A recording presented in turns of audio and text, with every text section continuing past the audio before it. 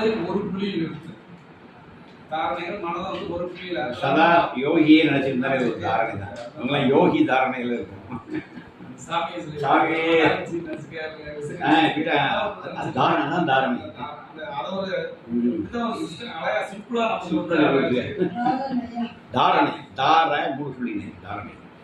அடுத்தது தியானம். தியானம்ங்கிறது என்னன்னா மனதை வந்து சிதறவிடாத தொடர்ந்து ஒரே நிலையில்.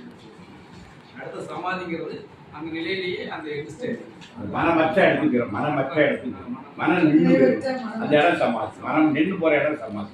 இந்த மாதிரி அஷ்டாங்க யோகத்துல வந்து இருக்கு. அது வந்து இந்த அஷ்டாங்க யோகத்துல தொடக்க நிலையில் இருக்கவனுக்கு வந்து இந்த கர்மா செய்யறது அது தொடக்க நிலையில் இருக்கணும் வழி. ஆனா அடுத்த ஸ்டெப் முன்னேறணும்னுக்கு எப்படின்னா சட செயல்களை துரத்தலே வழியாக போகுது. இந்த ரெகுலர் உலகிலே வேண்டாம், அது வழி கிடையாது, அதை தாண்டி வெளியே வரணும், அதை தொடர்ந்து வெளியே வரணும், உலகங்கள்லாம் விட்டுட்டு நீ வெளியே வரணும். அதுதான் வந்து அடுத்த ஸ்டேஜுக்கு வர்றது, அந்த பிரம்மத்தோட இணையக்கூடிய விஷயங்கள். அப்படி இருக்கு வந்து யோகத்துல வந்து உயர்ந்தவனா கருதப்படுவோம் அப்படிங்கிறது 4வது ஸ்லோகம். அடுத்து 5வது 6வது ஸ்லோகம் வந்து அது ஒரு முக்கியமான 5வது ஸ்லோகம் வந்து என்னன்னா 5வது ஸ்லோகம் வந்து உத்தரே ஆத்மானாத்மானம் ஆத்மானம் அவசாதையே ஆத்மைவ மனோபந்து ஆத்மைவ விபுர் ஆத்மன. இது என்ன இது மெயினா எனக்கு தான் இது